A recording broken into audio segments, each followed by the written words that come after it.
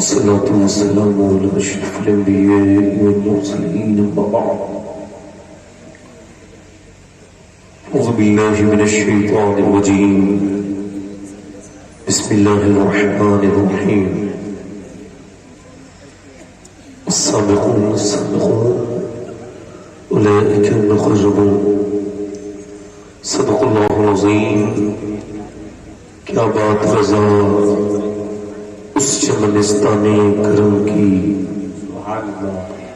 زہرا ہے کلی جس میں حسین اور حسن پھول تیری سرکار میں لاتا ہے رضا اس کو شفیع تیری سرکار میں لاتا ہے رضا اس کو شفیع جو میرا غوث ہے اور لاڈلا بیٹا تیرا آئیے محبت کے ساتھ بارگاہ رسالت میں درود پاک پڑھ لیجئے بار بار بلند سارے لوگ پڑھیں اللہم صلی علی سیدنا و شفیعنا حبیبنا مولانا محمد بارک وسلم صلاۃ و سلام علیک یا رسول اللہ صلی اللہ تعالی علیہ وسلم بعد حمد و درود لائق تعظیم و تکریم ممبر شریف پر تشریف فرما میرے امامی کی زینت و رونق معزز علماء اہل سنت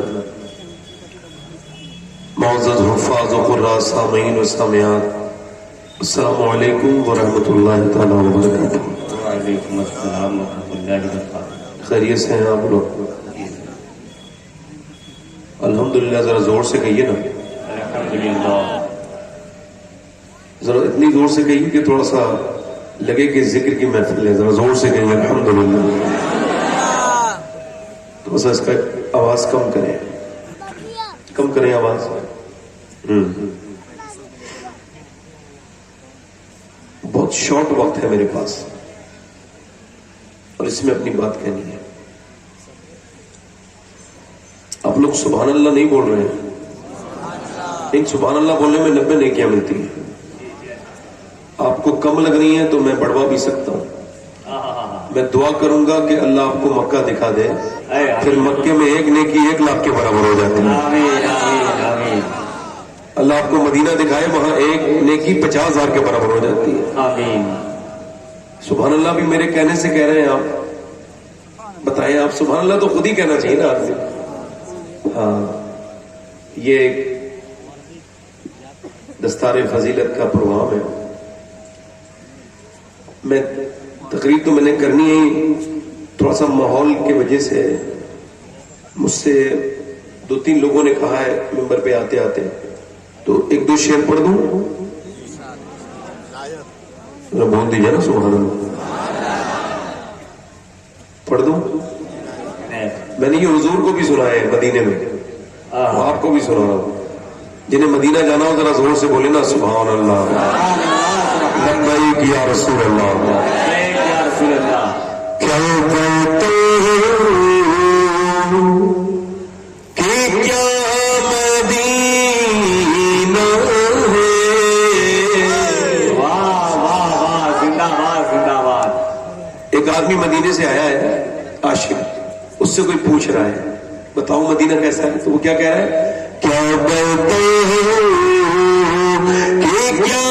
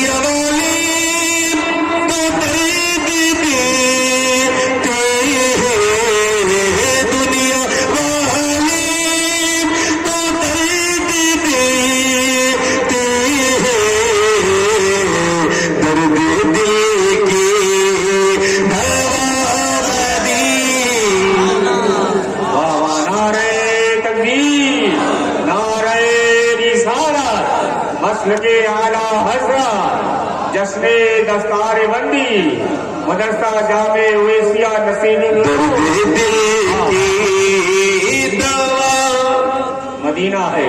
جنہیں دنیا والے درد دیتے ہو ذرا وہ پڑھے ہیں میرے ساتھ. دنیا والے تو درد دیتے ہیں درد دل کے درد دل کے دوا. اور آخری شعر پڑھتا ہوں ورنہ وقت نہیں تھا. آخری شعر اٹھ کے جاؤ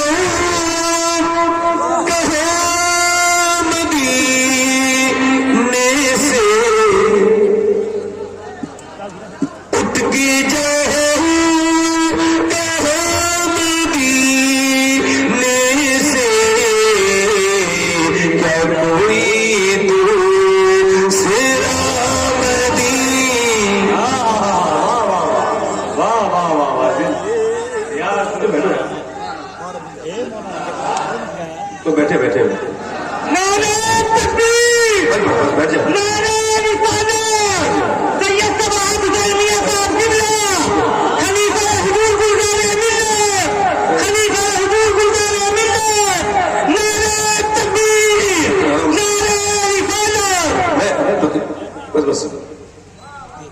بس میں اب نہیں پڑھتا. میں ایگو کم کریں بھائی, ایگو کم کریں. میں اب نہیں پڑھتا. مجھے پتا ہوتا لوگ اتنی زور سے آئیں گے تو نہیں پڑھتا. اچھا عجیب اللہ نے طبیعت مجھے دی ہے. حالات سے لوگوں کو شعر یاد آتے ہیں, مجھے ایسے حالات میں بھول جاتا ہوں. لگتا نہیں. اور ایگو کم کریں. میں تقریر شروع کر رہا ہوں.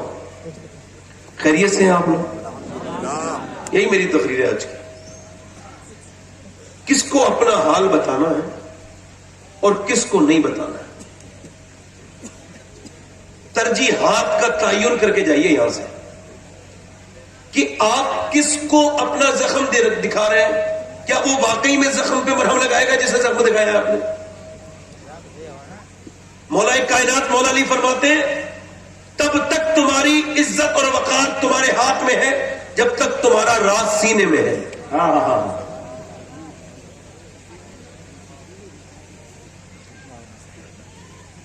یہ جو آپ کو میسیجز بھیجتے ہیں نا جمعہ مبارک, ان سے ایک بار کہیے جمعہ تو مبارک مگر مجھے 10,000 کی ضرورت ہے. میں امید سے کہتا ہوں یہ بلاک کر دیں گے آپ. غوث اعظم فرماتے ہیں سب کو حال بتاؤ گے تو بے حال ہو جاؤ گے. حال اسے بتاؤ جو حال بدل سکتا ہے. اور وہ پروردگار ہے, ہمارا رب ہے. سب کو سب کے سامنے رویا نہیں جاتا, سب کو پیٹ نہیں دکھایا جاتا. چوراہوں پہ بیٹھ کے اپنی پریشانیاں مت بیان کرو, پریشانیاں اور بڑھ جائیں گی. اگر چاہتے ہو پریشانی دور ہو تو اپنے رب سے بیان کرو. اللہ کے رسول فرماتے ہیں نمک تک اس سے مانگو. اور مانگو حضور کے وسیلے سے, نمک تک اس سے مانگو. مگر اس وقت تیزی کے ساتھ لوگ بگڑتے چلے جا رہے ہیں. وہ اپنی موجودہ نعمتوں کو نہیں دیکھ رہے, وہ ان نعمتوں پر فکر کر رہے ہیں جو ان کے پاس نہیں ہے. توجہ ہے کہ نہیں آپ کو میری؟ اب میں تھوڑا سا ای کو کم کر دیں. آپ کا بہت اچھا مائک ہے, بہت اچھا مائک ہے. اللہ آپ کے مائک کو برکت دے. آمین. میں کبھی مائک کو برا نہیں کہتا ہوں, ہے نا. جتنی کمی ہے میرے گلے میں, میں عرض کرتا ہوں آپ سے کہ یہ جو ناشکری ہے اس کو نکالیے. غوث اعظم فرماتے اللہ کی شکایت کرنی ہے تو اس سے کرو جو اللہ سے زیادہ مہربان ملے. کوئی ہے؟ فرماتے ایک طرف تو کہتا ہے تیرا رب اللہ ہے, تو اس کا بندہ ہے, اور دوسری طرف چوراہے پہ کھڑے ہو کے اس کی شکایتیں کرتا پھرتا ہے. موسموں پر اعتراض, یہ اللہ پر اعتراض ہے. سردی پر اعتراض, گرمی پر اعتراض, ہواؤں پر اعتراض. مدینے میں ہوا تیز چلی, ایک صحابی نے کہا ہوا بڑی تیز چل رہی ہے. حضور نے فرمایا یوں نہ کہا کرو, یوں کہا کرو یہ ہوا خود نہیں چلتی ہے, اسے میرا رب چلاتا ہے تو چلتی ہے. میں کشمیر گیا تھا, وہاں پہ ایک آدمی مجھے ملا, اس کا نام محمد سلیم, اس کو کینسر تھا. تو کینسر کا اس کا لاسٹ اسٹیج تھا. میں اس کے ملنے گیا, کمرے میں بیٹھا تھا, میں نے پوچھا کیا حال ہے, تو اس کو کیمو چڑھ رہا تھا, کیمو.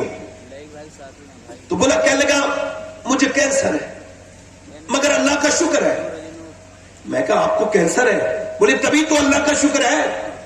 میں کہا کیسے؟ کہنے لگے سوچے تو بمبئی کے ٹاٹا اسپتال والے لوگوں نے کہا کہ تم 2 مہینے کے اندر اندر مر جاؤ گے, تمہارے معدے میں 90% کینسر ہے. میں کہا تو پھر شکر کس بات کا؟ کہنے لگے ذرا سوچے تو کتنے لوگوں کو اچانک موت آ جاتی ہے مگر میرے رب نے مجھے 2 مہینے کا موقع دیا ہے توبہ کرنے کا. تو میں کیا شکر ادا نہ کروں اس کا کہ مجھے اچانک ایکسیڈنٹ میں موت نہیں آئی, اچانک دل کا دورہ نہیں پڑا, بلکہ میرے رب نے 2 مہینے کا موقع دیا ہے. میں نے کہا یہ گاڑی کیوں رکھائی ہے؟ کہنے لگے یوں تو بڑا گنہگار انسان ہوں مگر 2 مہینے کے بعد کنفرم ہے کہ حضور کی بارگاہ میں جانا ہے, اللہ کے رسول کی بارگاہ میں جانا ہے. تو اور نیکی کوئی نہیں کی تھی, میں نے داڑھی رکھا لی ہے کہ جب آمنہ کے لال تشریف لائیں گے تو عرض کر دوں گا یا رسول اللہ وقت نہیں ملا کوئی نیکی کرنے کا, موت ذرا اچانک جلدی آ گئی تو یہ داڑھی رکھا کے آ گیا ہوں یا رسول اللہ. اس سنت کو قبول کر لیجئے. ہسپتالوں میں تڑپتے ہوئے لوگ, اپولو ہسپتال میں گیا تو ایک آدمی کھڑا تھا 50 لاکھ روپے اپنے بیگ میں کیری کیے ہوئے, 50 لاکھ, اور ڈاکٹر سے کہتا تھا میرے بیٹے سے میری بات کراؤ, اکیلا میرا بیٹا ہے. ڈاکٹر تھوڑی دیر بعد آ کے بولا تیرا بیٹا مر گیا, 18 سال کا جوان مرا ہے. اور اس کا باپ روتا ہے اور کہتا لوگوں میرا بیٹا موٹر سائیکل پہ اسٹنٹ کر رہا تھا مگر یہ دولت میرے لیے کاغذ سے زیادہ کچھ نہیں, کیونکہ ایک ہی بیٹا تھا, وہی دنیا سے چلا گیا, اب میں کس کے لیے کماؤں گا. وہ روتا تھا, روتا جاتا تھا. اور ان نوجوان لڑکوں کو میں بتا رہا ہوں جنہوں نے اپنی زندگیاں برباد کر رکھی ہیں, جن کے پاس اب کچھ نہیں بچا, ان کی تنہائیاں برباد ہو چکی ہیں, جنہوں نے اپنے ڈیٹا کے چکر میں اور موبائل کے چکر میں اپنی پاکیزگی کو ختم کر دیا. ان کی ذہن کی جو پاکیزگی تھی وہ ختم ہوتی چلی گئی, اس درجہ تک ختم ہو گئی کہ نوجوانوں کی تنہائی میں اب کچھ نہیں بچا ہے. انہیں جو ہے وہ انہیں فری والا ڈاٹا لے گیا, انہیں انسٹاگرام میں نے برباد کر دیا, انہیں فیس بک نے برباد کر دیا. آپ اندازہ کریں اور غور کریں, میں آپ سے یہ عرض کرنا چاہتا ہوں, ذرا سوچئے, غور کیجئے. حضرت امام حسن بصری, امام مولا علی کے خلیفہ, جنہوں نے امی ام سلمہ کا دودھ پیا ہے, یعنی حضور کی بیوی کا جنہوں نے دودھ پیا ہے, ایسے بزرگ, ان کا ایک مرید ہے, وہ فرماتے میرا ایک مرید تھا جو بہترین حافظ اور قاری تھا مگر ایک دن وہ میرے پاس آیا اور آنے کے بعد وہ رونے لگا, کہنے لگا میں برباد ہو گیا. میں نے پوچھا کیا ہوا؟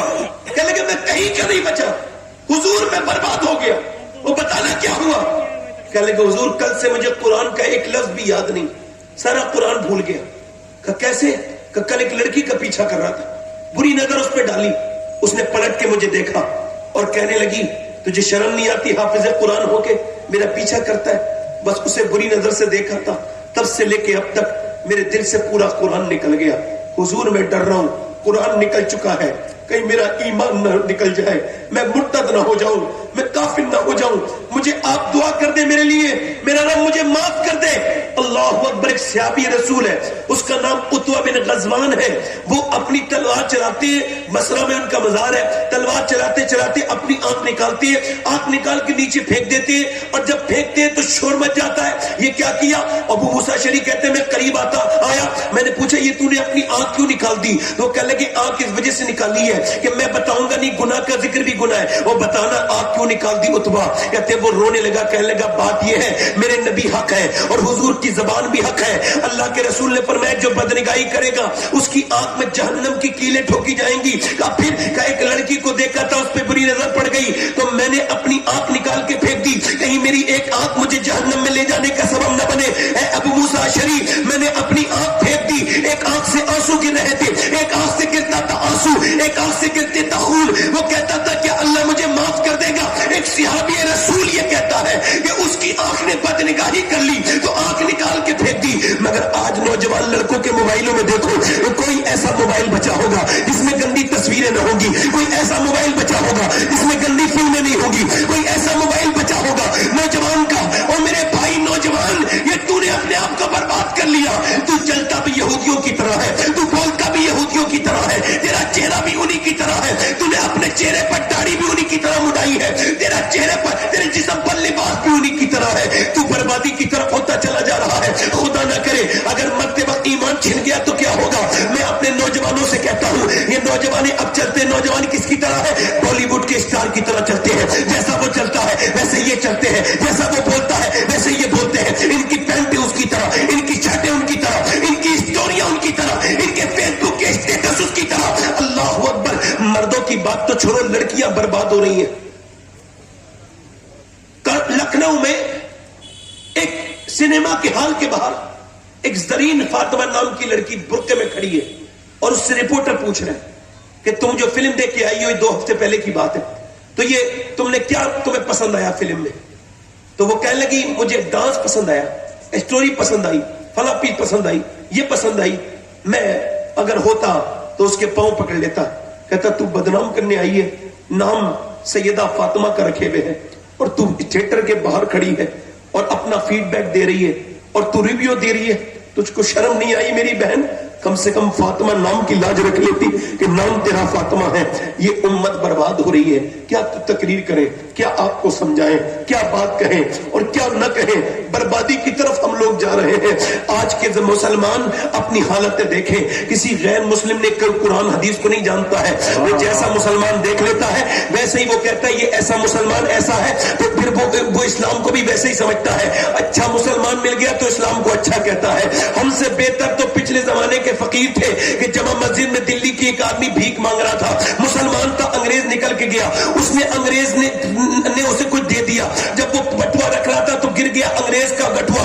اس نے بعد میں دیکھا کہ اس کا پرس گر گیا ہے, اس نے اٹھایا, انگریز کو ڈھونڈا ملا نہیں. 3 مہینے کے بعد انگریز آیا, اس نے کہا یہ صاحب آپ کا بٹوا ہے. اس نے پہچان کے کہا اس میں تو بہت پیسے تھے. کیا تو فقیر نہیں ہے؟ اگر تو پیسے استعمال کر لیتا تو مالدار ہو جاتا. کیا تو فقیر نہیں ہے؟ وہ بھکاری بولا میں بھکاری ضرور ہوں مگر بے غیرت نہیں ہوں. کا کیا مطلب؟ کہ تم عیسیٰ کے امتی ہو, میں محمد مصطفیٰ کا امتی ہوں. اگر تیرے نبی نے میرے نبی سے یہ کہہ دیا ہوتا کہ آپ کا امتی چور ہے تو میرے نبی کو تکلیف ہو جاتی, میرے نبی کو اور اچھا نہ لگتا. تو میں فقیر تو ہوں مگر اتنا برا نہیں ہوں کہ اپنے نبی کو تکلیف پہنچاؤں. لو یہ اپنا بٹوا لے جاؤ. انگریز بولا جب امتی کی ایمانداری کا یہ حال ہے تو پھر نبی کی ایمانداری کا کیا حال ہوگا؟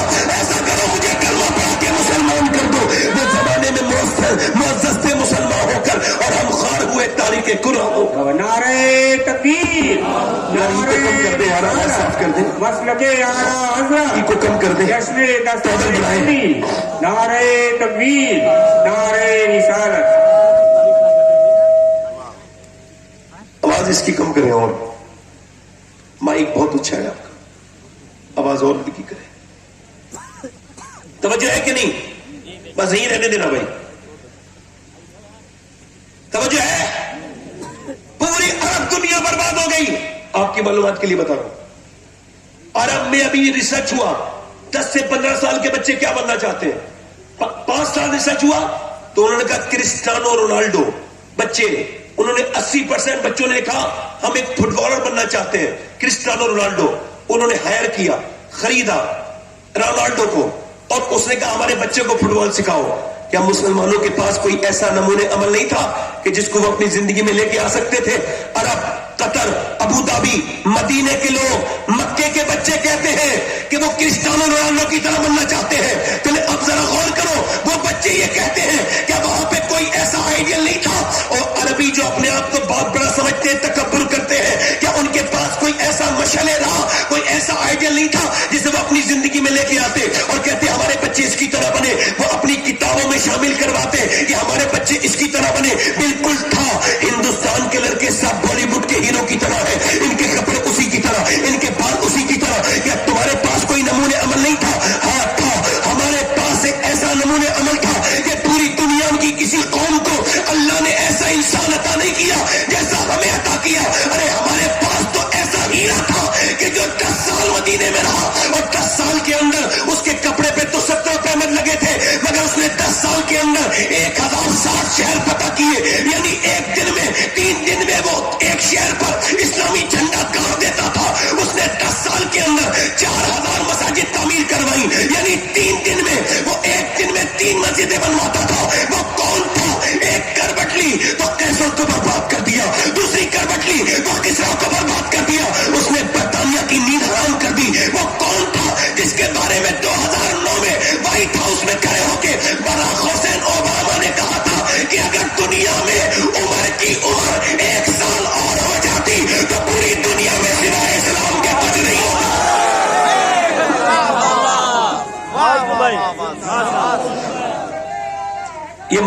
بار ڈسٹرب کر رہا ہے. ہم بھول گئے صحابہ کرام کو, بھول گئے صحابہ کو. یہ یاد وہ یاد, اس کی طرح اس کی طرح. ارے ہم تھے کیا تھے ہم؟ کچھ بھی نہیں. 313 تھے. واہ واہ واہ. کتنے تھے بولو؟ 313. میں ریمائنڈ کرا رہا ہوں آپ کی تاریخ آپ کو. کتنے تھے؟ 313. اور 1000 کا لشکر مکے سے چلا. عورتوں نے اپنے زیور اتار کے دے دیے. لو یہ زیور لو, ابو جہل اور جاؤ, نبی کے دین کو مٹا دو. مکے کی عورتیں اپنے مال دے رہی تھی.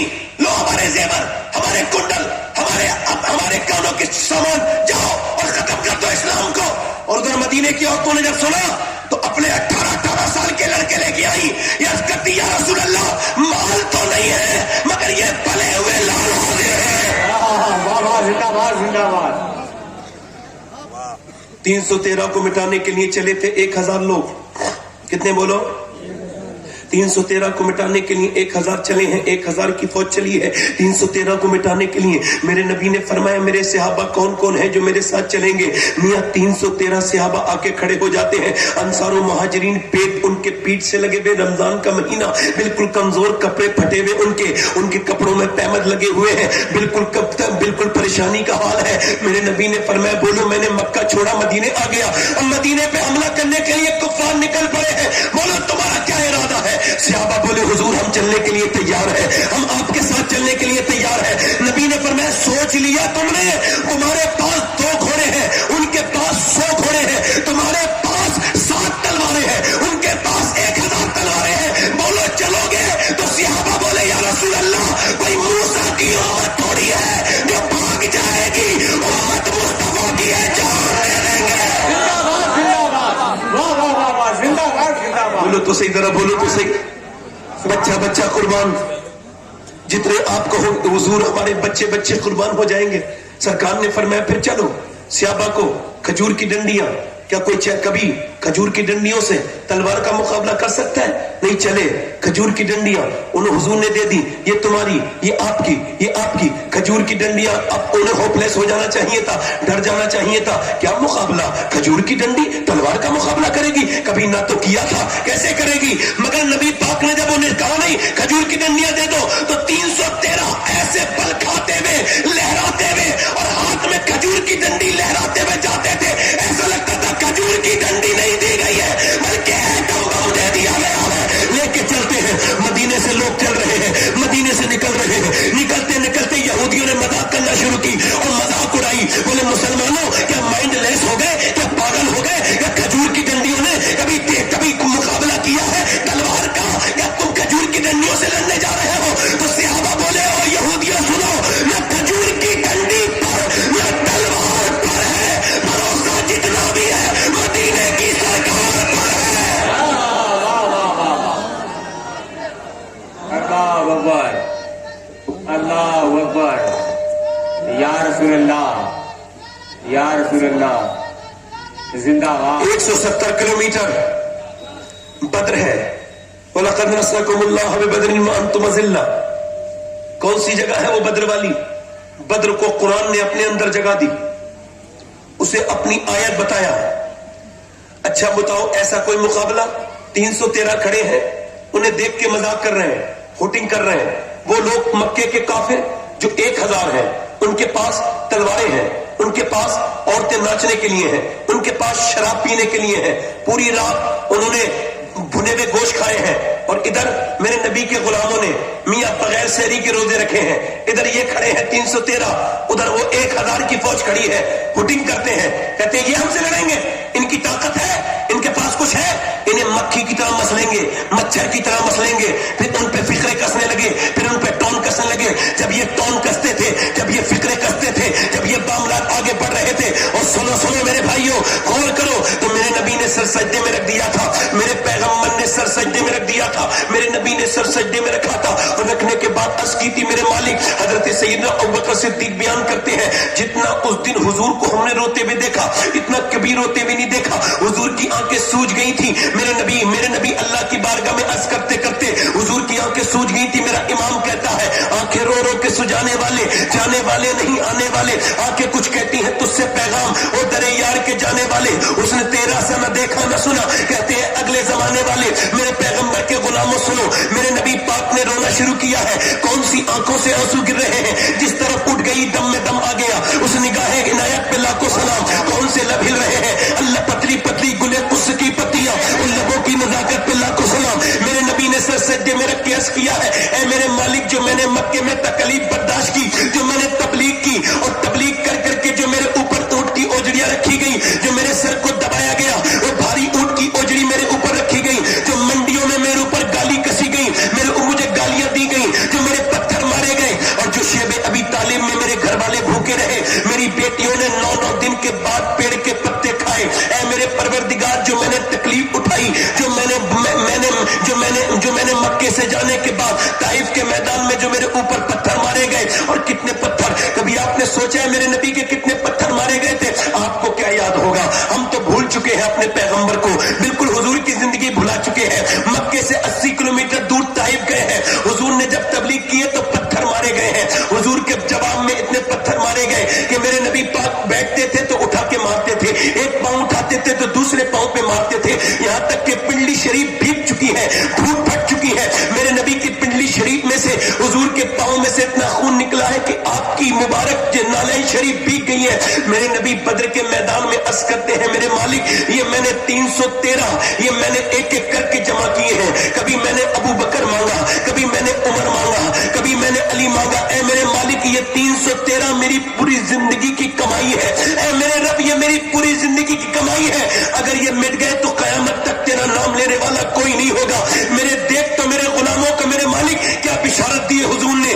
کہ اگر یہ مٹ گئے تو قیامت تک تیرا نام لینے والا کوئی نہیں ہوگا. پھر میرے نبی عرض کرتے میرے مالک دیکھ یہ میرے غلام آئے ہیں اور میرے غلاموں نے روزے رکھے ہیں, وہ بھی کھجور کی گٹھلیاں چوس چوس کر کے روزے رکھے ہیں. ان کے پاس کوئی طاقت بھی نہیں ہے, یہ تیرا نام پر آ گئے ہیں. ان کی لاج رکھنا میرے رب, ان کی لاج رکھنا. میرے نبی جب روئے ہیں میرا امام کہتا ہے اجابت کا صحرا عنایت کا جوڑا دلہن بن کے نکلی دعائے محمد, اجابت میں جھکے گلے سے لگایا بڑی ناز سے جب دعائے محمد. میرے نبی اچانک مسکرائے اور حضور اٹھے, سر اٹھایا اور مسکرائے. حضرت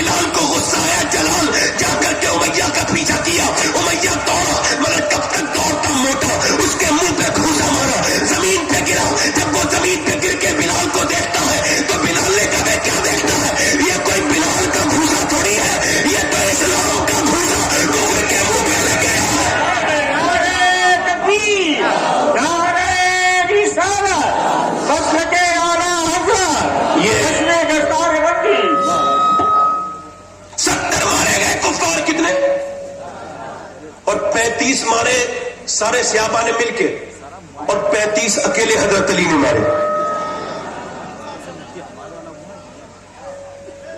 ارے واہ واہ واہ واہ.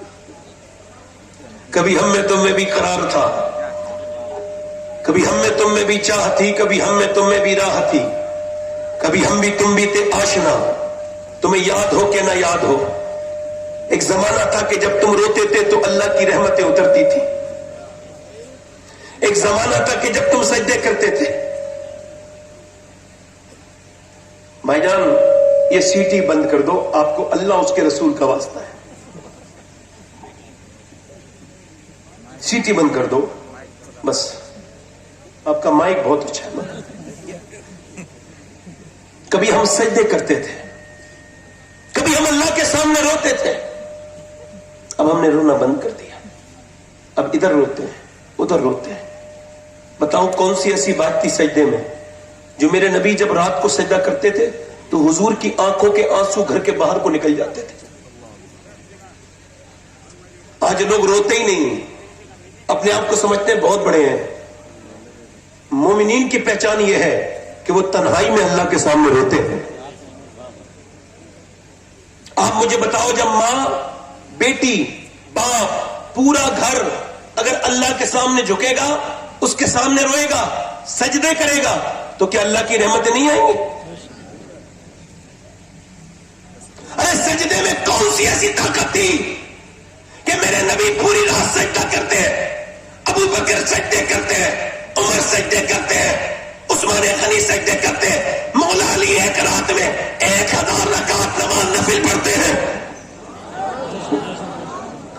نبی کی بیٹی بھوکی ہیں, پیاسی ہیں, سیدہ فاطمہ الزہرا, مگر چکی چلا رہی ہیں, پورے دن تھک گئی ہیں, مگر پھر بھی اللہ کے رسول کی بیٹی پھر بھی جو ہے وہ سجدے کر رہی ہیں. اب دیکھو ایک بچہ یہاں پر سجدے کر رہا ہے. یہ ذرا غور کرو آپ, جب یہ نانا نے سجدہ کیا, ابا نے سجدہ کیا, سیدہ نے سجدہ کیا, تو کربلا کے میدان میں بھی تو حسین نے سجدہ کیا نا. وہ کیسا سجدہ کیا کہ میاں بچے ادھر پڑے ہیں, ان کی لاشوں پر گھوڑے دوڑ رہے ہیں, مگر حسین سجدے میں ہے, حسین سجدے میں ہے. حسین نے کسی نے روتے نہیں دیکھا. حسین نے زینب کے پاس کبھی کھڑے ہو کے روئے, نہ کبھی خیمے میں روئے, نہ اپنے بچوں کی لاش پہ روئے. میں نے پوچھا اے حسین آپ کہاں روئے ہیں؟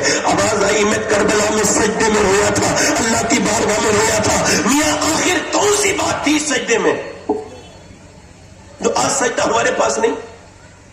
یہ پگڑی دیکھ رہے ہیں, پگڑی, یہ سب ہماری ٹوپیاں, یہ اس وجہ سے ہے کہ ہم اب غیرت مند قوم نہیں رہے.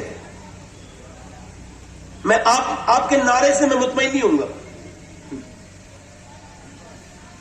جب تمہارے گھروں میں بڑی بڑی اسکرین لگی ہوئی ہے, اس میں ناچ گانا ہو رہا ہے, پاکستانی سیریل چل رہے ہیں, آپ کے گھر کی عورتیں, بیٹیاں, بچیاں حضرت تشریف لا رہے ہیں. سید اویس میاں صاحب قبلہ, آپ حضرت کا استقبال. نعرہ تکبیر, نعرہ رسالت, مسلک اعلی حضرت شہزادہ تاجدار بلگرام, شہزادہ تاجدار بلگرام. نعرہ تکبیر, نعرہ رسالت, اولاد غوث اعظم, اولاد رسول, اولاد رسول. نعرہ تکبیر, نعرہ رسالت. آپ حضرات کے نانو سکون کے ساتھ بیٹھ جائیں.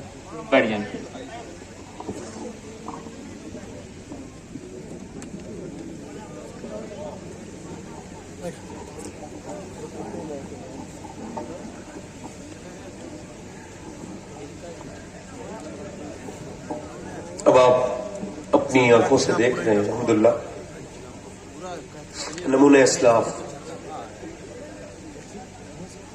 اور ایک انتہائی غیر معمولی شخصیت سادگی کے ساتھ آپ کے سامنے تشریف رکھتے ہیں. حضرت سید اویس میاں صاحب قبلہ, اللہ حضرت کی عمر میں برکتیں عطا فرمائے. کتنے دلوں کی دھڑکن ہے اور کتنوں کے ایمان بچائے ہیں, کتنوں کے نہ جانے. حضرت تشریف رکھتے ہیں. حضرت کی دعاؤں کے ساتھ میرا یہ جو چیپٹر ہے اس کو کلوز کر کے بات ختم کر رہا ہوں. آخری بات، چونکہ یہ کہا گیا تھا کہ یہ 12 بجے کے قریب یہ ختم ہوگا جلسہ، تو میری آخری باتیں ہیں بس میں ختم کر رہا ہوں. تو اب ہماری بچیاں پاکستانی سیریل ان کے موبائلوں میں داخل ہو چکے ہیں. ویسے میں پاکستان کے جو علماء ہیں اہل سنت ان کی بڑی قدر کرتا ہوں، مگر پھر بھی ان سے کہتا ہوں، وہ جو یہ کہتے ہیں کہ پاکستان لا الہ الا اللہ کے نام پر بنا ہے، تو میں ان سے یہ عرض کرتا ہوں پھر یہ سیریل جو تمہارے یہاں بن رہے ہیں یہ کس نام پہ بن رہے ہیں؟ جب آپ یہ کہتے ہیں آپ اسلامی ملک ہے تو کیسا اسلامی ملک ہے آپ کا کہ وہاں پر یہ بدتمیزیاں شائع کی جا رہی ہے دنیا میں، اور اس کا اثر کیا ہو رہا ہے؟ بڑا خراب، بڑا گھٹیا، بڑا بیکار اثر ہو رہا ہے. اور ایسا اثر آپ کو بتا رہا ہوں، یہ بات کہ ہندوستان میں ایک بڑے معتبر آنکڑے کے مطابق 2014 سے لے کے اب تک تقریباً 6 لاکھ لڑکیاں اسلام کو چھوڑ چکی ہیں. معاذ اللہ، تکلیف کی بات ہے، افسوس کی بات ہے. کیوں؟ مجھے ڈاکٹر اقبال کی بات یاد آتی ہے. اقبال نے کہا تھا چاہے گھر کتنے خوبصورت بنا لو، توجہ کرنا، چاہے گھر میں کتنی بھی خوبصورت قالینیں بچھا لو، چاہے تم اپنے گھر میں کچھ بھی کر لو، مگر جب تک تمہارے گھر میں سیدہ فاطمہ کی سیرت نہیں بیان ہوگی تمہارے گھر کو برباد ہونے سے کوئی نہیں بچا سکتا.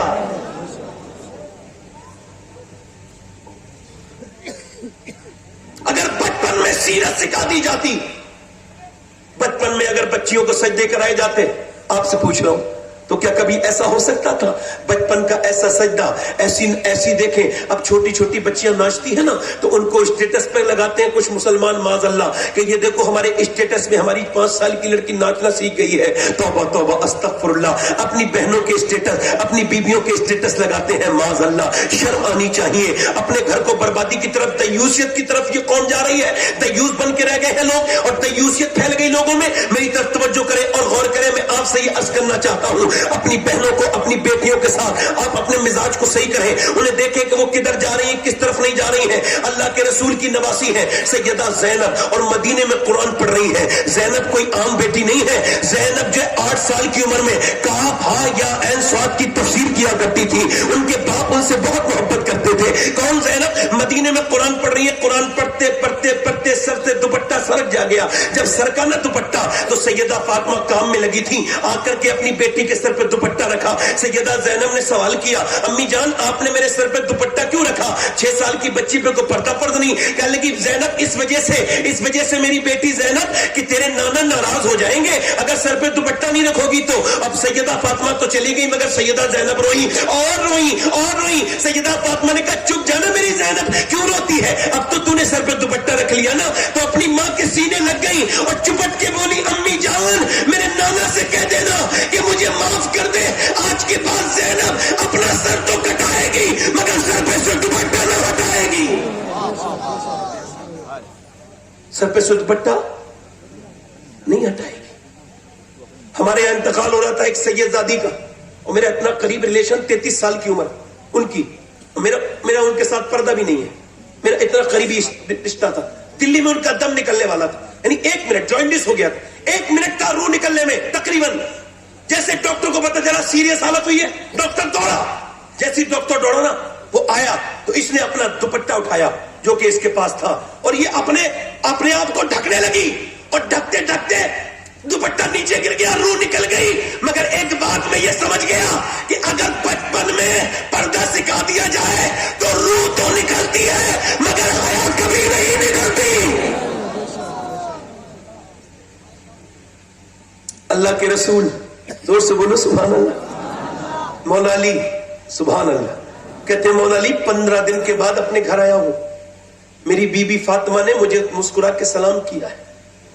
میں یہ سیرت سیدہ کی اس وجہ سے بیان کر رہا ہوں کہ تاکہ میری بہنوں تک میری بات پہنچ جائے اور حضرت کی موجودگی میں یہ چند الفاظ میرے قبول کر لیں کہ وہ میری طرف سے گزارشات اس روایت کے ساتھ. سیدنا مولا علی فرماتے ہیں میں اپنے گھر آیا. کہتے ہیں میں جب گھر آتا تھا تو فاطمہ پہلے مجھے کھانا کھلاتی تھی، بعد میں خود کھانا کھاتی تھی. کہتے میں آیا، فاطمہ نے دروازہ کھول کے سلام کیا مسکرا کے. بتاؤ اس گھر میں طلاق کبھی ہوگی جس گھر میں بیوی مسکرا کے سلام کر دے؟ دنیا کی منحوس ترین عورت وہ ہے جو اپنے مرد کے آنے پہ منہ بنا لیتی ہے، ویسے ٹھیک ٹھاک بہتی رہتی ہے. وہ سمجھتی ہے اس سے میرے آدمی جو ہے وہ ٹھیک ہو جائے گا، معاملات اور بگڑیں گے. سیدہ خاتون جنت کا طریقہ ہے کہ جب شوہر آئے تو مسکرا کے سلام کر دو. اس سے سیدہ کی سنت بھی ادا ہو جائے گی اور تمہارے گھر میں برکت بھی پیدا ہو جائے گی. اللہ کے رسول کی بیٹی نے مسکرا کے سلام کر دیا اور مولا علی کہتے ہیں میں اندر آیا. میں نے کہا فاطمہ بڑی بھوک لگی ہے. فرماتے انہوں نے کہا پانی دیا. میں نے کہا پیاس نہیں لگی ہے، مجھے بھوک لگی ہے. فرماتے مولا علی کہ انہوں نے اندر چلی گئی. میں نے کہا کھانا لائے فاطمہ، وہ نہیں آئی. پھر میں نے کہا سیدہ کھانا لائے، کہتے آواز نہیں آئی. میں نے زور سے آواز دی، اندر سے رونے کی آواز آئی. میں نے جا کر کے دیکھا تو دونوں عالم کے مالک و مختار کی بیٹی رو رہی ہیں. پورا چہرہ بھیگا ہوا ہے. چہرہ کیسا؟ جس کی آنکھیں حضور کی طرح، جس کا چہرہ حضور کی طرح، جس کی بولی حضور کی طرح. امی عائشہ فرماتی ہیں اگر کوئی بالکل حضور کی طرح تھا، جس سے چلنے سے حضور یاد آتے تھے، جس کے بولنے سے حضور یاد آتے تھے، وہ فاطمہ الزہرا تھی. نبی کی طرح مسکراتی تھی. سیدہ خاتون جنت جب روئی، حضرت علی بولے آپ کیوں روتی ہیں؟ کہنے لگی مجھے افسوس ہو رہا ہے میں اپنے شوہر کو کھانا نہیں دے پائی ہوں. کہا کیوں؟ کہ جب آپ گھر سے گئے تھے کئی دن کا فاقہ تھا، آج بھی آپ کے بچے کئی دن سے بھوکے ہیں. مولا علی کہتے ہیں میں اندر گیا، میں نے فاطمہ سے کہا آپ نے مجھے بتایا نہیں؟ کہتے انہوں نے مجھ سے کہا علی سے، میرے ابا نے کہا تھا علی سے وہ مت مانگنا جو ان کے پاس موجود نہ ہو. کہتے مولا علی میرے پاس کچھ نہیں تھا. تو میں رونے لگا کہ فاطمہ تو میرے دل کے حال بھی جانتی ہیں. مگر فاطمہ بھی روئی. میں نے کہا کیا ہوا فاطمہ؟ کہنے لگی میرے سرتاج آپ تو چلے گئے تھے مگر میرے ابا کے گھر سے 16 دن میں سے میرے ابا کے گھر میں چولہا نہیں جلا ہے. 16 دن سے میرے ابا کے گھر میں چولہا نہیں جلا ہے. اللہ اکبر. مولا علی کہتے ہیں بچوں کی بات سن کے تو میں وہی کھڑا تھا مگر حضور کی سن کے میں باغ میں گیا اور میں نے بازیچے میں جا کے کیا کہ مجھ سے کوئی کام لے لو. تو یہودی نے کہا ایک ڈول دو گے نا میرے باغ کو، ایک کھجور دو گے، ایک کھجور دوں گا، ایک ڈول نکال کے دو گے پانی تو ایک کھجور دوں گا. کہتے اس نے اجوا کھجور کا وعدہ کیا. میں نے 3 ڈول نکالے مگر میں تھک گیا تھا. مگر پھر حضور یاد آئے تو پھر 4تھی ڈول نکالی. پھر 5ویں میں پورے پسینے میں نہا گیا. کہتے میں نے 17 ڈول نکالی. آپ کا بھائی، آپ کا باپ، رشتہ دار کوئی مزدوری کرتا ہو تو کبھی اسے کمزور مت سمجھنا، اسے کبھی حقیر مت جاننا، اسے پہچاننے سے منع مت کرنا. یہ تو سنت علی ہے. اللہ اکبر. مولا علی گھاس بھی کھودتے تھے اور مدینے کے بازار میں لا کے بھی بیچتے تھے مگر سارے سادات کو فخر ہے کہ وہ علی کی اولاد ہے. ایسی کوئی بات نہیں. مولا علی کہتے ہیں میں 17 کھجوریں مجھے ملی مگر میں کھجوریں لایا مگر میں نے ایک کھجور بھی چکھی تک نہیں. حضور کی بارگاہ میں پیش کر دی. میرے حضور نے مجھ کو دیکھا، کہا علی تیری بی بی فاطمہ بھوکی ہے، تیرے حسن بھوکا ہے، تیرا حسین بھوکا ہے، انہیں لے کے نہیں گئے؟ میں نے عرض کی یا رسول اللہ میں حسن سے زیادہ، حسین سے زیادہ، فاطمہ سے زیادہ آپ سے محبت کرتا ہوں یا رسول اللہ. تو نبی نے ایسے کر کے ہاتھ اٹھایا اور دعا کی اے اللہ میں اپنے علی سے راضی ہوں، تو بھی میرے علی سے راضی ہو جا، تو بھی میرے علی سے راضی ہو جا. حضور پھر میرے گھر گئے اور کہتے پھر حضور نے کھجور کی گٹھلی کے اندر سے نکالا، کھجور کی گٹھلی کی نکالی اور نکالنے کے بعد وہ حسن کے منہ میں دی. حسن اتنے کمزور تھے کہ نانا کو دیکھنے لگے. اللہ اکبر. بھوکے تھے. پھر حسین بھی بھوکے تھے، ان کے منہ میں دی. میں نے اپنی آنکھوں سے دیکھا ہے کہ اللہ کے رسول صلی اللہ علیہ وسلم کے مدینے میں 5 لاکھ لوگوں کو حضور ایک ساتھ افطار کراتے ایک ساتھ. اما عائشہ فرماتی مدینے کے اور لوگ گٹھلی پھینکتے تھے، حضور گٹھلیاں پھینکتے نہیں تھے. جب زیادہ فاقہ بڑھتا تھا تو حضور گٹھلیوں کو چوس کے پانی پی لیا کرتے تھے. آپ کو بتاؤں جب حضور کے پیٹ پہ پتھر بنتے تھے نا تو دونوں ہاتھ اٹھا کے دعا کرتے تھے اے اللہ میری امت کبھی بھوکی نہ مرے، میری امت کبھی بھوکی نہ مرے. آج میں آپ سے پوچھنا چاہتا ہوں میری بیٹیوں، میری بہنوں، اللہ کے رسول کی بیٹی کے کپڑے پہ چادر پہ پیمت لگے تھے مگر جتنی عورتوں کو کپڑے ملے سیدہ کے صدقے میں ملے ہیں قیامت کے دن جواب دے پائیں گی بے پردہ رہنے والی. اپنے جسم پہ کسے کسائے کپڑا اور لباس پہننے والی سے پوچھتا ہوں اور ان مردوں سے بھی پوچھتا ہوں، ان بھائیوں سے بھی پوچھتا ہوں، ان شوہروں سے بھی پوچھتا ہوں کہ جب وہ شادی ہال میں اپنی بیوی کو لے کر کے جاتے ہیں اپنی بہن کو اور جب وہ داخل ہوتے ہیں اس کے جسم پہ کسے ہوئے کپڑے ہوتے ہیں، فٹنگ کے کپڑے ہوتے ہیں اور جب اسے بیٹا بری نظر سے دیکھتا ہے اور جب اسے لڑکے بری نظر سے دیکھتے ہیں تو اس کی حیا کہاں چلی جاتی ہے. اے میرے بھائیوں توبہ کر لو اپنے رب سے. میری بہنوں آپ بھی توبہ کر لو. رب سے کہو مالک تو کریم ہے، معاف کرنے والا ہے, اپنے کرم سے معاف کر دے. اللہ اکبر. میری بیٹیوں کو اگر بچپن میں دین سکھایا جائے, میرا ایمان ہے کبھی وہ بدل نہیں سکتی. یاد رکھیں میری بہنیں, میری بیٹیاں, آپ بھی. اور میں دوستوں آپ سے بھی عرض کرتا ہوں کہ حضرت کے سامنے آج اپنے گناہوں سے توبہ کر لیں. نوجوانوں, تمہاری آنکھوں کا یہ جو گندگی ہے نا, یہ تمہارے لوک لگانے سے صاف نہیں ہوگی, یہ اللہ کے سامنے رونے سے صاف ہوگی. میں نے 17 سال کے آدمی کو غسل دیا تھا کچھ دنوں پہلے. اس کے کھوپڑے کے اندر ہاتھ ڈالا, اس کی سفید ہڈی میری انگلی پہ لگی, میں رو دیا. ایک صاحب بولے کیوں رو رہے ہیں؟ میں نے کہا حضور فرماتے ہیں جب غسال ہاتھ پکڑتا ہے مردے کا تو وہ کہتا ہے نرمی کر, تیرے اٹھانے سے تکلیف ہوتی ہے. جب ہاتھ اٹھانے تکلیف ہوتی ہے, پوسٹ مارٹم کرنے میں کتنی تکلیف ہوتی ہوگی. جب وہ چیرتے ہیں شراب پی کر, کتنے چیرتے ہیں, اوپر سے لے کے نیچے چیرتے ہیں, پھر اس میں سوجے سے, بڑی سوئی سے اس کو سیتے ہیں. میں سفر میں رہتا ہوں, دعا کر رہا ہوں اے اللہ پوسٹ مارٹم والی موت سے بچا لینا. موت کتنی سخت ہے, ہم سب کو موت آنے والی ہے. توبہ کر لو. اے میری بہنوں آپ بھی, اے میرے بھائیوں آپ بھی, اپنے رب سے کہو مالک تو کریم ہے, اپنے کرم سے ہمیں معاف کر دے.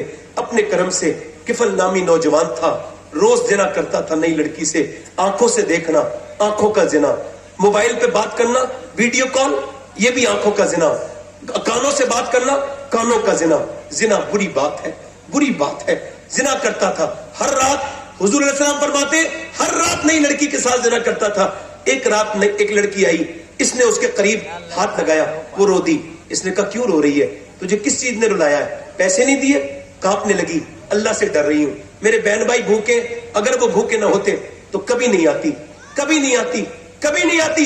پھر ڈر کس سے رہی ہے؟ اللہ سے, اپنے کریم رب سے, اپنے مالک سے, اس سے کریم سے ڈر رہی ہوں کہ میرے مالک مجھے معاف کر دے, میں اپنے بہن بھائی کی وجہ سے ایسا کرنے آئی ہوں. روئی, پھوٹ پھوٹ کے روئی. حضور فرماتے اس کی آنکھوں سے اس کا دل دھڑ گیا کفل کا. جا میں اپنی بہن بناتا ہوں, جا جا جا, تو اپنے پیسے دے دیے تجھے, اپنے سارے پیسے دے دیے. وہ چلی گئی. یہ سجدے میں گر کے بولا مالک میں ایک بار وہ آئی تھی اور کتنی رو رہی تھی, اس نے میری آنکھیں کھول دی, تیری نیک بندی نے, مجھے معاف کر دے. میں نے تو پوری رات گناہ کیے, زندگی گزر گئی, مگر اگر میرے جیسا گنہگار کوئی نہیں تو تیرے جیسا کریم بھی کوئی نہیں ہے. اگر میرے گناہوں کی کوئی حد نہیں تو تیرے کرم کی بھی کوئی حد نہیں ہے. رویا, اتنا رویا کہ دل پھیل گیا, مر گیا. توبہ کر رہا تھا, دل پھیل گیا, اسے اٹیک آ گیا, مر گیا. صبح کو کوئی جنازہ نہیں اٹھاتا تھا, کوئی جنازہ نہیں اٹھاتا تھا.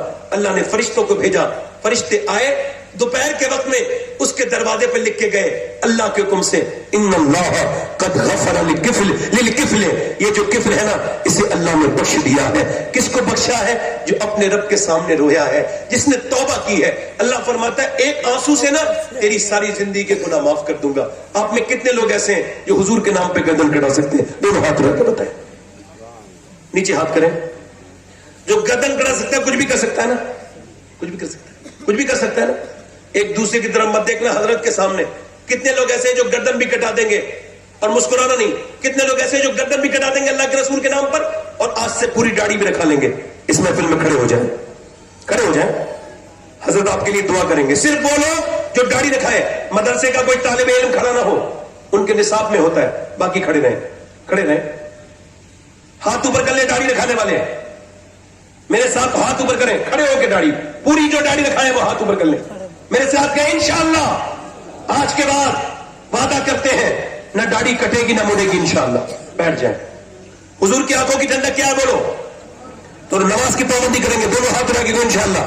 حضرت کی موجودگی میں نماز کی پابندی کریں گے, اپنی بہن بیٹی کو پردہ کرائیں گے انشاءاللہ, مسلک کے حالات پہ سختی سے قائم رہیں گے انشاءاللہ.